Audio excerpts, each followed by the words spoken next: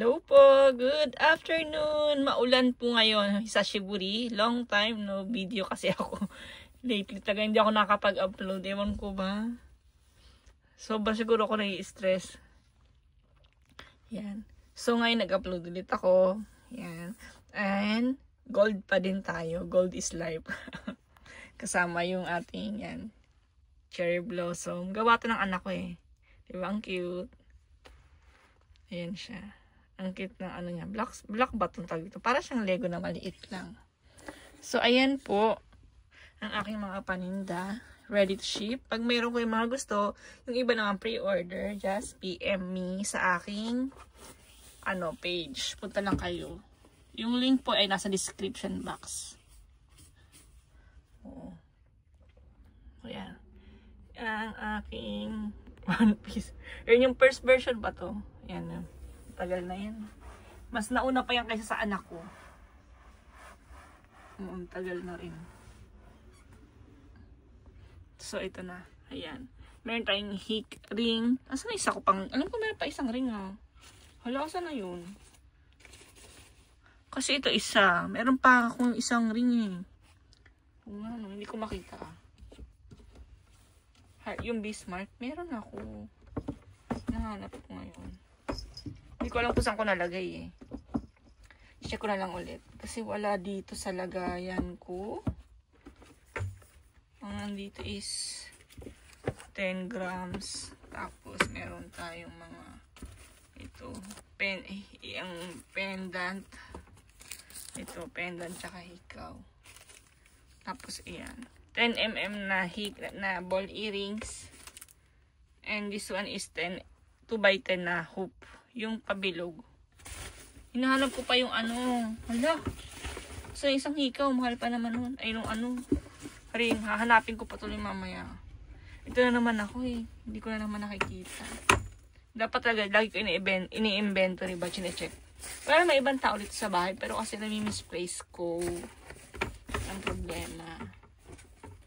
Nakakalimutan ko kung saan ko nilalagay yung items. Items talaga, diba? Yung mga yan. So, wait lang po ah. Ayan siya. Check ko na lang siguro mamaya. So, 2x20, 2x15, 2x10. Yung mga bilog, ito siya. Yan yung sample. Hindi ko na po i-open ah. Tapos yung, necklace. This one is fit up to 10 grams chain. Yeah. Pag 20 grams, hindi na siya kasya. Kasi yung pinakapasukan niya is hindi siya ganun kalaki. Ito, hindi ito ba? Kasi ito naman is ring to. Ganyan yung design niya. Yung paano siya, not ring nakalagay eh. 2.69 grams. So, pag ni-grams mo na yan, mga 2.7 na siya. Size 13 sa Japan size or 6.5 in Philippine size. Kasya yun sa mga 6 to 6.5. Ganyan. Then, meron tayong, ano ba to? Ang kate. Ito, ano ba to? Pendant with glass sa gitna. Ayan siya. Ayan po. Reversible siya. Red and black. Yes, red and black siya. Tapos meron tayong moon and star. Tama ba? Moon and star ba to? Yeah. Moon and star earrings. Ayan na yung presyo niya. Kung ano nakasulat, yan na yung presyo niya. Opo. Tapos meron tayong, ayan, 4mm na ball earrings. Yung mga hipakaw dito is silicone. Yun lang nakakasad kasi gusto ko sana ng hindi silicone. Naghahanap ako, wala. Siguro pag gumakabakasyon sa Pinas, bibili ako. Alam nyo kasi ako, ugali ko, kahit na hindi Japan gold, bumibili naman ako pag personal ba, para sa akin ba, pag gusto ko. Tapos, kapag, syempre, iba pa rin kasing quality ng Japan gold. Pero yung pakaw kasi, gusto ko ng hindi silicone. So, kailangan ko talaga bumili dun sa, sa Pinas. Alam ko, meron siguro dun sa mga bilihan eh. Kasi, dati meron ako nabili na sa Pinas yun eh. Na, parang screw siya, hindi siya naalis basta. Gusto ko ng ganun kasi ito, silicone. Baka mawala sa akin ba? Diba? Tapos meron tayong necklace. Ito, heart necklace siya. Cutie. Ayan, 40cm. Kita nyo. Yung pendant niya is heart na puff. 8mm po. Excuse me. Then we have this one. Dalawa pala sila. apat pala, ayan o. 4 na open heart pendant. Pwede mo siya ilagay sa hoop earrings na 2x15 or 2x20. Gagawin mo siyang palawit. Oo, ginagawa ko yun eh. Yes. Para may design ka. Diba? Iti-turn-turn mo siya. Yun. Tapos meron ding mas malaki. Ito, 23mm. Ayan siya. Pendant. Yan, kasya yung pendant natin kahit 20 grams or 30 grams. Kasi dito mo lang yan ipapasok eh. Pero mas bagay siya sa 10 to 20 grams. Na-try ko siya sa 20 grams dati. May video siguro ako dyan. I think may video ako nun eh. So, maganda siya. Bagay po. Then, this one, mga Monaca na hikaw. And pendant. Pair niya po. Yan. Ito, isa na lang pala. Set siya. Yan o. Akala ko dalawa pa yung Monaca pendant ko. Wala na pala. Then, this one is 8 cat, 10 grams. 10.54 pa nga ito eh. 40 cm or 16 inches po. So, lahat po yan is ready to ship. Pag meron kayong gusto, sabihin nyo lang po sa akin. Yes, yan. Hindi pa ako nakakapag-video ng bago kasi yung mga alas parang same lang. So, baka nagsasawa na kayo sa gold. So, yun. Dapat nga, i-asikaso kay eBay. Tapos ngayon, nabibisi ako sa Japanese apps.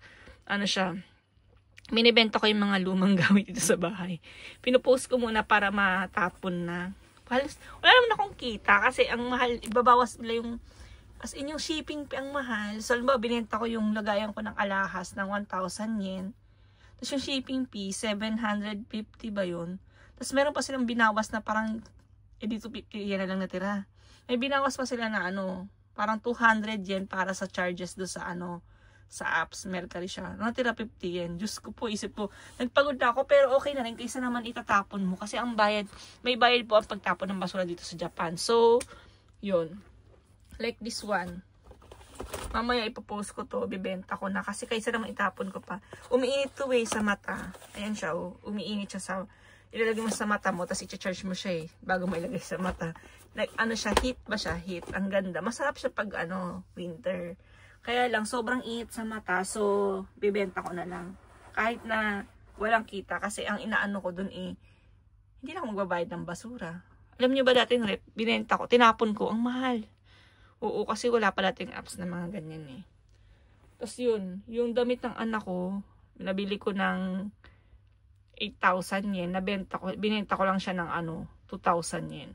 Okay na rin kasi maliit na. Kaysa naman itatapon mo. So, kung ipapadala ko pa yun sa Pinas, magbabayad pa ako ng EMSP. Tapos wala namang gagamit sa Pinas kasi, siya, suits, pang graduation. No? Ginamit lang yun nung last year, nung nag-graduate anak ko. Tapos nag-ceremony sa school. Kaya yun, binenta ko na lang. At least may nakinabang na iba, diba? Yun. Kaya nagbibisi ako sa ganun. Tapos, ewan ko ba?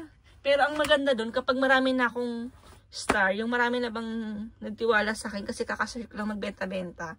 3 pa lang nabenta ko. Ang mangyayari dyan, pwede na ako magbenta ng mga alahas doon, I think, or ibang gamit pa na mga bago-bago.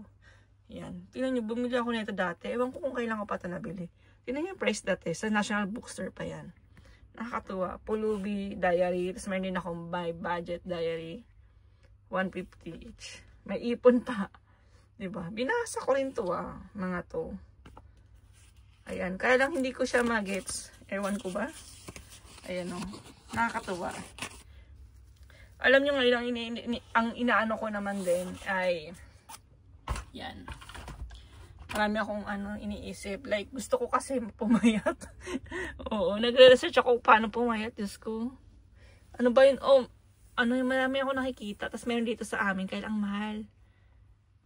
Yung parang machine, tutunawin yung sa baba mo, sa tiyan mo, sa legs mo. Kasi, simula pa noong 2020, diba, gusto ko nang pumayat. Lalo akong tumaba. Oh my God, ang hirap pumayat. Simula noong 2020, 4 kilos yung tinaba ko pa nun. Kasi 16 na ako noon. Ngayon, naging 64 na ako. O, diba? Ang hirap talaga pumayat. Pero yun, tatry ko pa rin. Kasi, nagkakaedad na mahirap pag hindi ako nabawasan ng timbang. Hindi naman sa katawan lang, kundi sa health natin. Hindi natin maging healthy. So, yun. Pasensya na. Nagdaldal pa ako. So, yan po. Pag meron kayong gusto, yan. Marami pang ibang available. Hindi ko makita yung iba eh. Nakakalta naman. Nasa ibang lagayan ko. Opo, ganun ako. Hindi ko siya na, like this one pala. Ito is yung, yan, infinity, pendant and earrings. Yan, pag like nyo po, PM lang kayo. Hi, ayan siya. O, diba? Ayan. Okay. So, thank you for watching. And if you like this video, please don't forget to like and subscribe. And share na rin po. Tapos kapag may tanong kayo, yun po, sinabi ko na kanina, pumunta kayo sa description box and punta kayo sa link. At mag-PM kayo sa akin po sa aking page para ma-replyan ko po kayo. Opo. Arigato. God bless everyone. Have a nice day.